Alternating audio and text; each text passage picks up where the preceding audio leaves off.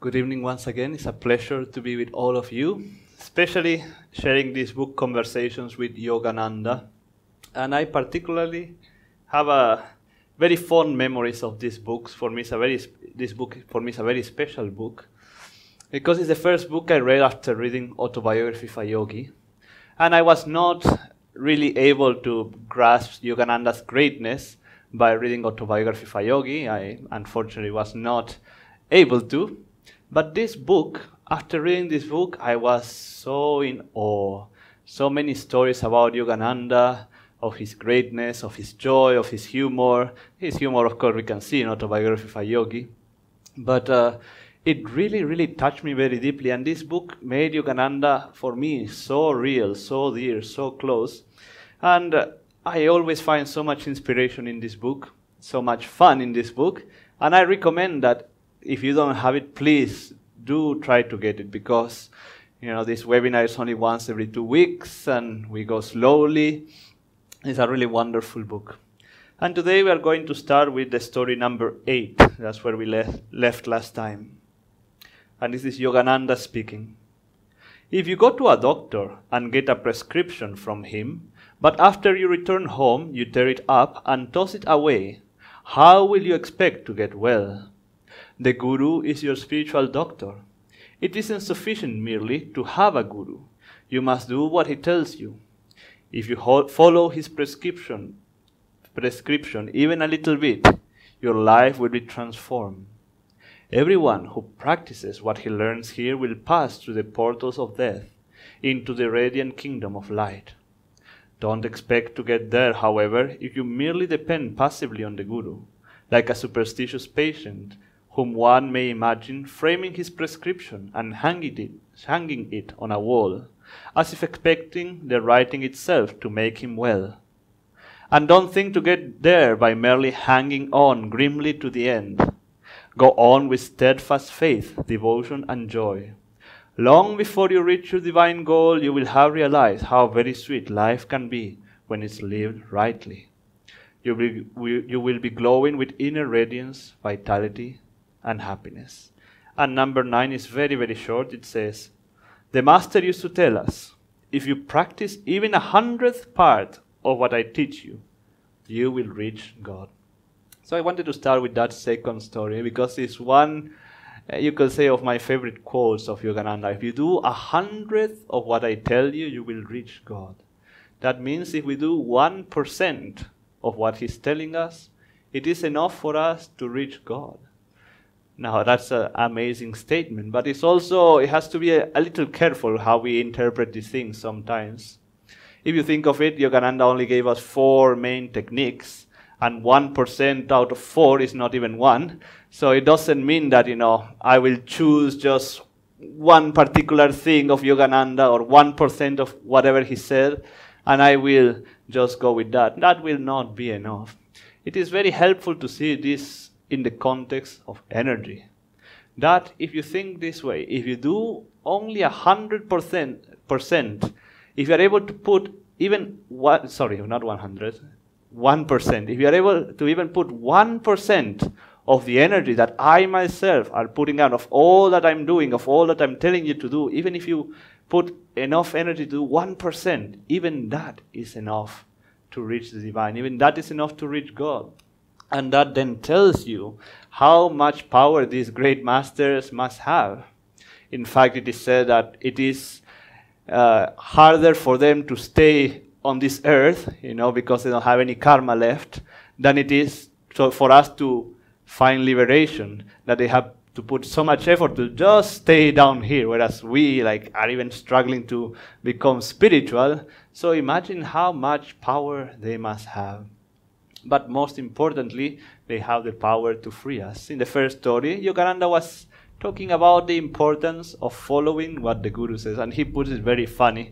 If you tear up the prescription of the doctor, how do you expect to get well? Or if you just frame that and, worship the prescription or whatever in a frame, you're not going to get well. It's the same with the guru. How just worshiping the guru is not enough. We must do what he has prescribed to us.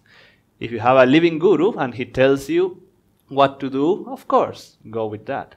If you are following Yogananda, well, he has left us with a lot of advices, many techniques, Kriya Yoga, Om, Hong So, energization exercise. He said, you must practice this every day. You must try to be a Jivan Mukta. You must try to live rightly. All the things we have to do, we have to follow what he said. That is the way for our liberation. And even in the context of just regular teaching, it is fun for me because recently, a few days ago, I started going for swimming. And I know how to swim a little bit, but I wanted to get proper training. And also because I wanted to see, it has been a very long time since I don't have like a teacher on the flesh telling me, oh, you have to do it this way and that way. And in a way, I want to see if I'm able to really follow what he's telling me to do, how to do the proper technique, how to breathe accordingly to what it will be better for me. He has seen me and he will, recommend how to adjust my technique, how to adjust my movements. And I'm really trying very deeply not to let also the ego interfere and say, but why? I prefer to do it this way or that way. And for me, it is a very fun thing to, once again, after so long, having some sort of teacher. Of course, swimming is nothing compared to the quest for God. But it is the same with the Guru. We really have to follow because he will know. And if not, he will send people to tell us. Other devotees perhaps all of a sudden we'll see something that will be a sign from him. He can come really in countless ways. And also I want to stress this part where he says, don't think to get there merely by hanging on grimly to the end. And then, long before you reach your divine goal, you will have realized how very sweet life can be when it's lived rightly. That so many times there's that temptation of, like suffering through every day of our life, and at the very end, I say, but God, still I love you, still I want you, and but it's all a lot of grim or bitterness growing within us. That is not the way. The way that our Guru has taught us, the way that of Yogananda was the path of joy. In fact, we were watching the other day the movie Padre Pio, which is a very wonderful movie about an Italian saint. Very, very wonderful movie, very inspiring. It really, really inspiring. But, in Catholic saints, they go a lot by suffering.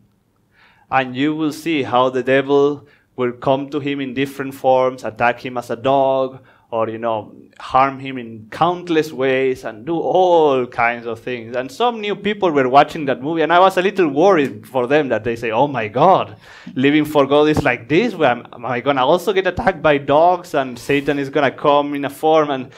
But no, that is the old way of finding God, through suffering, through, being bogged down like that. Now, there is value on that, of course, as well. But the way he taught us is, as it is said in one of the ceremonies of Kriyananda, calm acceptance and joy. That now the spiritual path has a positive focus in finding joy. Not only renouncing the world and renouncing, and suffering just for suffering's sake, because that's the way to the divine, but just find the underlying joy in everything. Be calm, be even-minded, and project yourself, expand yourself to include others also in those states. So it's very important, because also the spiritual path, Yogananda says, is not like a desert that, you cross the Sahara Desert, and finally when you cross it completely, you find the beautiful paradise. Nor is it even like, the desert, like maybe once in a while you'll find some oasis, and maybe once in a while you'll find something else. No, it is not like that. The more we advance on the path, the more beautiful it becomes. The more we are able to meditate deeply, the more we are able to face life's challenges calmly, centered, with joy, the more that we'll see that life becomes sweet because we are not affected by the outer circumstances. Being able to live in our center is the key to not being affected by outer circumstances, and it is the key to have a life filled with inner joy, because if we're able to live in our center, we're able to have God with us, we're able to have the Guru with us. And when we carry him around, always within us, nothing can touch us. So now I will let Shamini. Okay, so good evening again.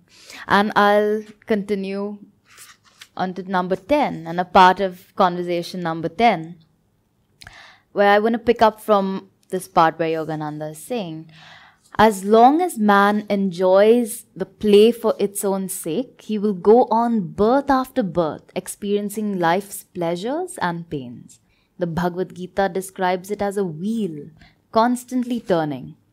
To get off the wheel, you have to desire freedom very intensely. And just let's think about this just for a moment, just seeing that we all have seen hamsters in pet shops just running on a wheel, and just thinking of yourself life after life, chasing after the same desire, the same thing that is either going to bring you pleasure, and immediately after that pain, and then pleasure, and then pain, and we're just stuck in that loop. And how he says here so clearly, to get off that, you have to just intensely desire God. And when I was reading this, I was reminded of a story recently. A friend on this path was sharing a very beautiful story of when she came onto this path. She was newly in Ananda. And she was, expecting her life to completely change once she came to Ananda. She was trying to meditate before, but it was without much success. So she thought, okay, once I'm with satsang and spiritual family, my meditations are going to be very deep. And then the moment she came to Ananda, and she was doing one of the courses, a teacher training, and to her utter dismay, her meditation weren't as deep as she thought. So she was kind of having this inside war and very confused and very disturbed by this. And she was asking, just praying inwardly to God at one point. She reached a breaking point, so to say, and to say, if I don't feel any response from you in the next meditation, I will never meditate again, with this kind of vigor. And I was so charmed by that. And she was even saying, of course, I'm not going to never meditate again. That was ridiculous, but I can't believe I just prayed that. So she was interested and she was waiting to see what would happen. And they went on a little trip together, and she happened to go away by herself to the temple and sit down, and she just tried to meditate. And in that meditation, just because she was so completely focused, I think, she was able to feel this deep sense of calmness that came into her heart and filled her being. And even after that meditation, when she got up and she went out to meet the group and they were all talking, she says she just wanted to be quiet and she just wanted to enjoy that peace that she felt in herself. And she felt God had responded. But also one thing that she realized through that she was sharing is that intensity that we have to bring in our prayers, in our approach to meditation, in our approach to practicing these teachings, as Bara was saying, that Yogananda ji brought. It's not a passive, like, okay, I'll do a little bit of what he said and I'll try. You have to put everything into it. And so it is that, we say here that in order to get out of this, we need to intensely desire him. For that, we have our meditation techniques. We have many meditation techniques, which Bara mentioned, that Yogananda ji brought. But even in each of those, are we able to bring that intensity, that devotion into it when we sit down every time and keep it ever fresh, keep that connection with the divine ever fresh? And then he says that, the Lord, as in his higher aspect as the cosmic lover, he wants us, he hates this show, he wants us out of this show. But he tries to keep us here through giving us many tests. And if you think of this as well, the tests come in many different veils. One is, of course, it's easier to think of tests as something difficult. Oh, I'm going through this very challenging time and situation. But what about also those Mercedes-Benz that you finally get?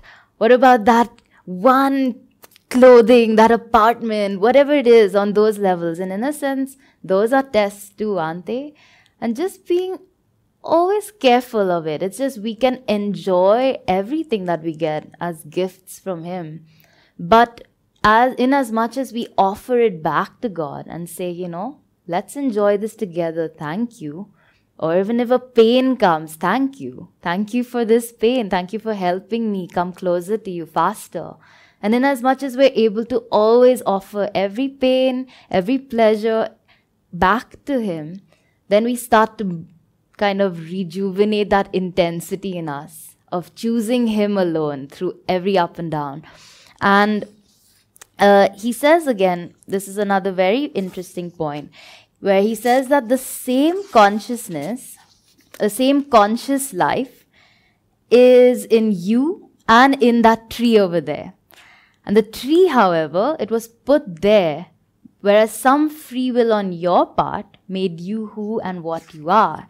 And so isn't it true that every choice that we've made in this, even though we've been going in these cycles, it has brought us to this point, and we've kind of earned even to be able to know these teachings, to be able to read such a wonderful book as this, as Bara was saying. It's just so moving to be able to have access to conversations with Yogananda. That's really probably takes great karma for that, isn't it? And so those are the free will choices we make every time we decide to intensely sit down, pray, intensely focus, concentrate, put all our energy to choosing God rather than our ego little pleasures of now this, now that, now I'm happy, now I'm sad.